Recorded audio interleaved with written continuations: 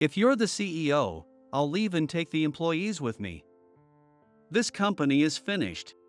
Tucker declared this as he stood in the CEO's office, holding a stack of envelopes from the desk. So that's how it is. Previously, when Tucker came to negotiate his salary, I had rejected his demands outright, and he left muttering something like, "You'll regret this." It seems he's trying to drag others into his resignation. It's my fault for allowing a rebellious employee like him to emerge. But this is an important matter, so I made sure to confirm with Tucker. "Tucker, just to confirm, you have decided to resign from the company, correct?" Tucker burst out laughing, holding his stomach. "Of course. I've been saying that all along. You won't raise my salary, so there's no choice." These days, talented people know when to abandon a boring company. Hearing this, I looked Tucker in the eye and said, "Thank you. That's a big help. We'll proceed with the necessary steps right away." Tucker, oblivious to what was coming, let out a surprised "What?" and looked at me in confusion. He still doesn't realize that a truth very inconvenient for him is about to come to light. My name is Shane Conway. I'm in my 30s and the CEO of a startup IT company. Being a startup CEO may sound impressive, but this isn't a company I founded myself. I became the CEO by chance, so there's nothing to be proud of. A few years ago, my father started this company. However, he fell ill suddenly and passed away without recovering. He had been working tirelessly, barely sleeping, so it's no surprise he pushed himself too hard. While Dad was leading the company, I was working for a large trading company and living abroad for several years. I knew he'd started a business, but before I could witness his struggles and achievements, he was gone. Dad had once asked me to join him in the company, but that opportunity was lost forever. I wasn't worried about my future. I had saved up a considerable amount due to my frugal lifestyle. When Dad told me about his plans to start a business, I was tempted. However, I was in the middle of a significant project at work and told him I wanted to focus on finishing it before making a decision. Before I could complete that project, I received the news of his passing. I returned home, left my trading company, and took over Dad's business. Given these circumstances, I can't say I'm particularly proud of myself, but I can't keep looking back. Dad always supported me with kind words. Though I now work in a major trading company, I had a rough past. In middle school, I struggled to fit in and ended up attending a charter school. During that time, Dad told me, "Pursue what you love and focus on your strengths. One day, you'll discover what you're good at." That advice encouraged me to dive into computer science, programming, and other areas I found interesting or useful for the future. Thanks to his encouragement, I developed apps and interacted with people worldwide, even while still in middle school. I want to honor Dad's memory by taking the company public and making it a force for good in society. Fulfilling his dreams would be the ultimate way to repay him. With that vision in mind, I am now managing the company he left behind. After about a year of running the company, I began noticing various issues within it. Operational inefficiencies are relatively easy to fix, but the real challenge lies in people. Moreover, the problem is even deeper rooted because of the behavior of a certain person who serves as the general manager, a position in which he manages his subordinates. The department manager's name was Tucker, but his work attitude was clearly excessive. Reports from other employees indicate that Tucker spends much of his working hours on side gigs. "Mr. Conway, I'm heading out for a bit," Tucker said casually. Perhaps because he's in his 40s and older than me, Tucker has spoken to me informally since I became CEO. Given our operations, there's almost no reason for Tucker to need to visit the post office, so I stopped him. "Thank you for your hard work. May I ask where you're headed?" Tucker gave me an annoyed look and replied, "It's nothing. Sometimes you need to go out for work. I have a personal client to pay today." As he spoke, he picked up a large package and prepared to leave the office. However, our company rarely handles cash or face-to-face transactions. Most of our processes are handled online. Moreover, finance and sales usually manage payments, so this wasn't part of Tucker's job. His explanation didn't make sense to me at all. We make payments online, don't we? And what's in that package? Are you delivering something to a client? When I pressed further, Tucker frowned and spoke quickly. The client isn't tech-savvy and only accepts in-person payments. Besides, getting out of the office once in a while boosts productivity. The package is just my stuff, and I'm putting it in my car. Honestly, it feels like you're micromanaging everyone, and it's stifling. With that, Tucker kicked the office door open roughly and hurriedly left. According to the employees, Tucker's primary side hustle appears to be reselling goods online. While our company doesn't prohibit side jobs, they are allowed only if they don't leak company information or cause any harm. However, this allowance is strictly for activities outside of working hours. As long as he's receiving a salary from our company, he's obligated to focus solely on our business during working hours. If he's dedicating work hours to his reselling activities, then it's a significant issue. After questioning him so thoroughly today, I hope he at least feels some discomfort about continuing such behavior. Still, if I keep receiving similar reports from other employees, a thorough investigation will be necessary. It's disappointing that someone in a managerial position, who should be guiding and mentoring others, is the subject of such suspicions. Resolving to monitor Tucker's actions more closely, I returned to my work. However, just as I tried to focus, messages of concern from employees kept coming in. As part of our company benefits, we stock snacks and coffee for employees, but the budget for these is being depleted at an alarming rate. The frequency of coffee bean purchases has doubled, and snacks are disappearing by the box. On one occasion, a large amount of snacks I replenished with my own money vanished in a single day. Finding this strange, I posted a notice asking employees to be more mindful, but there was no improvement. On top of that, Holly, our finance manager, came to me for advice. It's about Tucker. His expense claims are blatantly inappropriate. He's submitting bills for private dinners and family meals without hesitation. She said, looking distressed. Could you do something about it? She added with a troubled expression. Holly is an incredibly talented individual with certifications as a lawyer and tax accountant. Like me, she had a tough time in middle school and was homeschooled for a while, focusing solely on her studies. Driven by a desire to prove wrong those who looked down on her, she worked incredibly hard, which I deeply admire. On several occasions, I've witnessed Tucker mocking Holly because of her past struggles. Each time, I admonished him, but his response was always off the mark. You shouldn't be too harsh on someone so emotionally fragile. I admire Holly, who is almost the same age as me but has great ability and will, but she continues with a gloomy look on her face. Actually, I once saw him taking office supplies without permission. I subtly warned him, but it seems he's still doing it.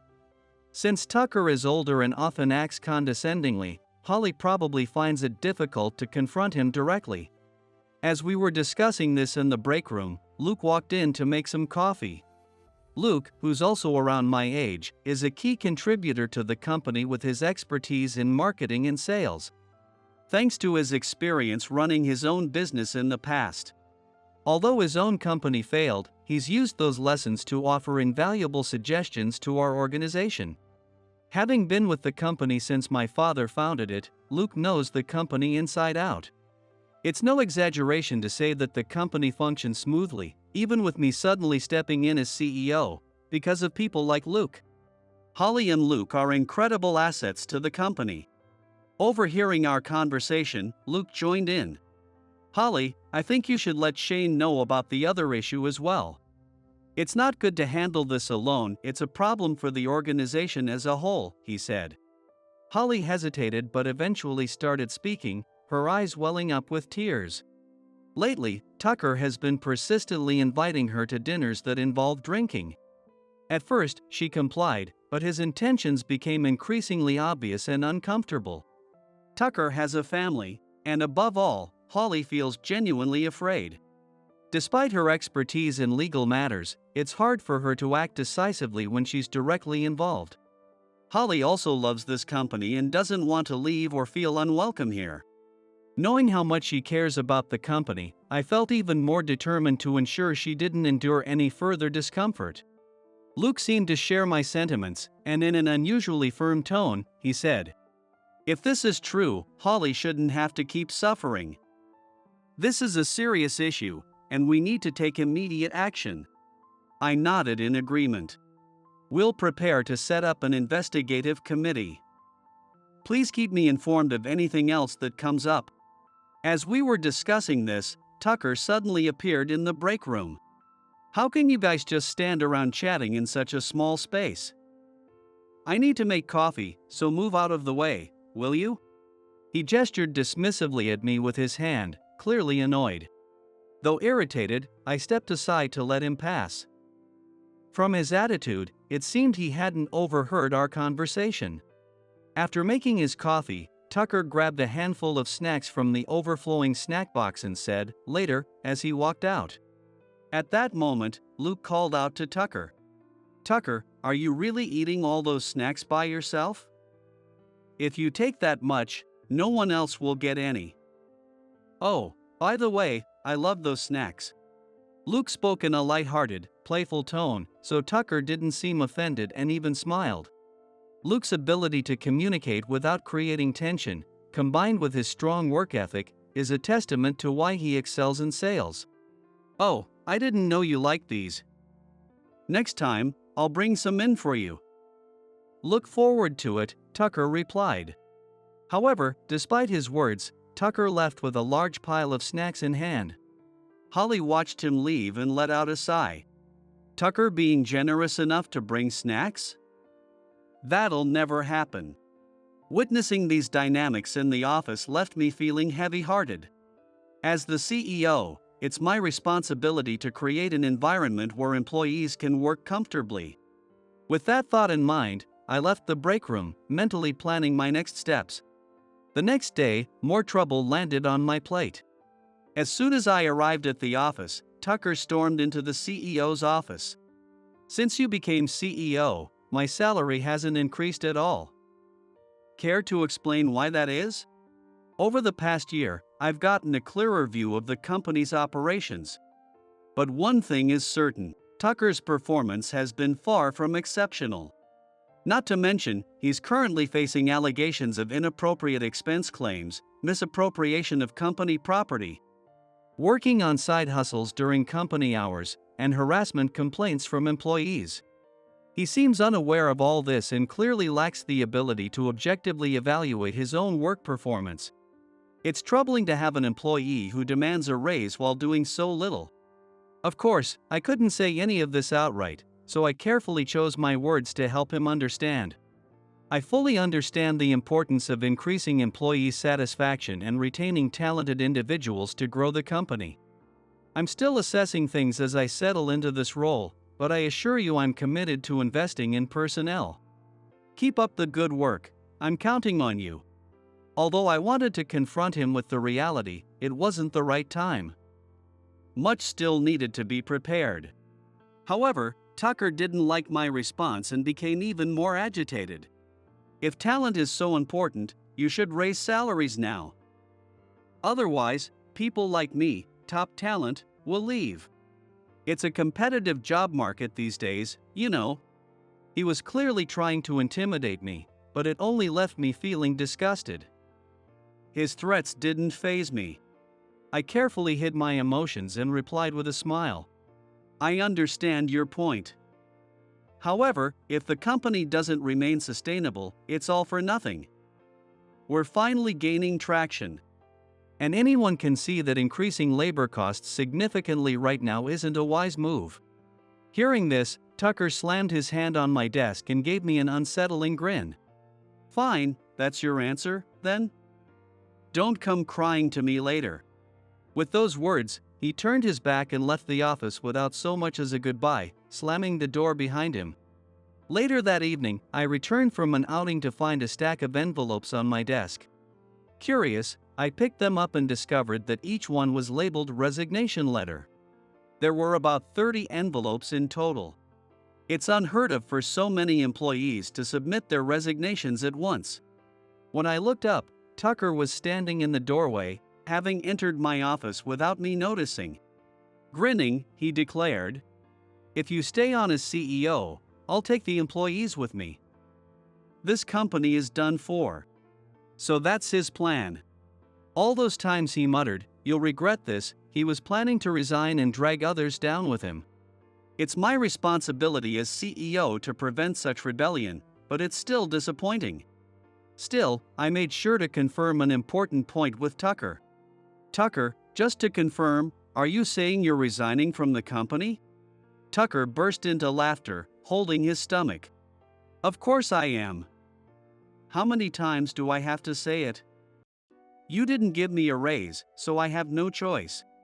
Talented people won't stick around in a boring company anymore." Hearing this, I looked him straight in the eye and said, "Thank you. That's very helpful. I'll start processing the paperwork immediately." Tucker, clueless about what I was implying, looked at me with a baffled expression and blurted out, "What?" He still doesn't know that the truth, which is far from convenient for him, is about to come to light. What's the meaning of this? Don't try to bluff me. Even Luke and Holly, the core members of this company, are leaving. I knew this wasn't true, but I chose not to deny it outright. Instead, I began to reveal the facts to Tucker, one step at a time. "I understand your intention to resign, Tucker, but we'll be contacting you a few times going forward, so please ensure you're available. Other than your accumulated funds, there's likely nothing else we owe you. I wanted to inform you in advance so you can plan for the future." Tucker's eyes widened at my words. "Hey, what nonsense are you spouting? Are you saying I won't get any compensation or bonus? I've been working diligently. What have I done to deserve this?" As Tucker stepped forward aggressively, Luke and Holly entered the office. Holly spoke first. "Are you not aware of your actions? Your offenses have been largely proven, and you will have to face the consequences." Tucker looked between Luke and Holly with a trembling voice. "Wait, what's going on here? Aren't you two leaving with me? You promised to quit this company and work for the one I'm starting, didn't you?" Holly and Luke looked at each other at Tucker's words. Luke then said in disgust, "Who said we were coming with you? I might have said it sounds interesting, but I never agreed to anything. And starting a company isn't as easy as you think. Someone who can't even earn the trust of their colleagues isn't likely to succeed. And there's no way we're getting on a sinking ship we can already see is doomed." While Tucker's words seem to have come from an idea that does not seem to have accumulated management knowledge, the words of Luke, who has started a business once and experienced failure, carry a different weight. Because Luke knows the joys and fears of starting a business, he must intuitively understand that Tucker will not be able to make it work. Luke continued, "By the way, in the company you plan to start, would you turn a blind eye if your employees worked on side hustles? If so, maybe I'll take a job at your company while still working here. Oh, and for the record, I've already reported to Shane that you've been reselling goods during work hours." Tucker visibly panicked at Luke's remark. "What?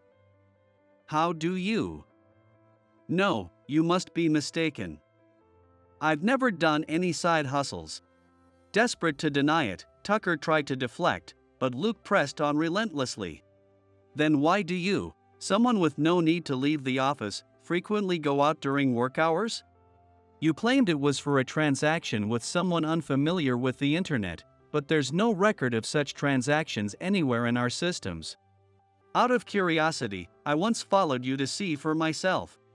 Hearing this, Tucker snapped and retorted defiantly, "You spied on me? That's a dirty trick. Anyway, the blame lies with the boss who underpays me. I have a family to support. I had no choice." Tucker's claims were baseless. He was being paid above the industry average. If he couldn't manage his finances, it was either due to poor budgeting or outright dishonesty. Before Tucker could continue his excuses, Holly stepped in. "So that's why you've been submitting inappropriate expense claims? We've verified that you filed expenses for family dinners and personal purchases. Every one of those receipts has been traced." As Holly spoke, Tucker's face turned pale, and sweat began to bead on his forehead. His reaction only confirmed the truth of her accusations. Holly pressed further. "By the way, do you recognize that old printer over there? It's one I purchased on a resale app." Tucker turned to look at the printer Holly was pointing at, his eyes widening in shock. He murmured, "No way." Under his breath, "You've been taking company property and selling it online, haven't you? The model numbers match. And some still have the company's inventory stickers attached. Recently, your sales must have spiked, right? That's because I've been buying them back." As Tucker's knees began to shake, Holly approached him, her voice chillingly cold. "Under the charge of embezzlement, you could face up to 10 years in prison. Additionally, your repeated mockery of me for my school history constitutes defamation. I could seek monetary damages for that." Ignoring Tucker's pleas for forgiveness, Holly continued, her gaze icy. "And let's not forget how you forced me to go to a bar despite my refusals. I won't ever forget that. Your actions could be classified as coercive sexual misconduct, which carries a potential prison sentence of 6 months to 10 years. Be prepared for the consequences." Tucker collapsed to his knees, defeated. Looking up at me, he spoke in a faint voice. "So, they're not resigning, are they? And I guess none of the others will follow me either." Feeling both pity and contempt, I responded honestly. "It's not like I immediately thought the resignation letters were fake. But when I saw that all the handwriting matched, it raised suspicions. When I first saw the resignation letters, I thought perhaps I had driven my employees to the brink. But after noticing that the handwriting on all the envelopes was identical, I began to suspect they were forged." Tucker's sudden announcement that he was taking employees with him only solidified my doubts. "In any case, you can't stay here any longer. Pack up your things and leave by the end of the day. We'll be in touch about the next steps. Thank you for your time here." Tucker quietly left the office. Further investigations revealed even more misconduct on Tucker's part. The most serious issue was the breach of customer data. It came to light that he had sold sensitive company information to third parties for substantial sums of money. The sheer amount of wrongdoings we uncovered required thorough review and legal action. Ironically, the reselling side hustle he was so proud of turned out to be a failure. Once Holly, his main buyer, stopped purchasing from him, it seemed his sales completely dried up. Once all of Tucker's offenses are confirmed, he will undoubtedly face consequences far greater than the small profits he made. I heard that he had to sell his newly built house and now lives alone in a small apartment. Perhaps even his family has abandoned him. I don't know what lies ahead for him, but I can only hope that he takes responsibility for his actions and moves forward with a sense of repentance. As for me, I've already begun working on expanding our business alongside my talented team. Going public is just the beginning. I also aim to expand internationally in the future. If everything goes well, the company's performance will grow exponentially. Dad's dream is within reach.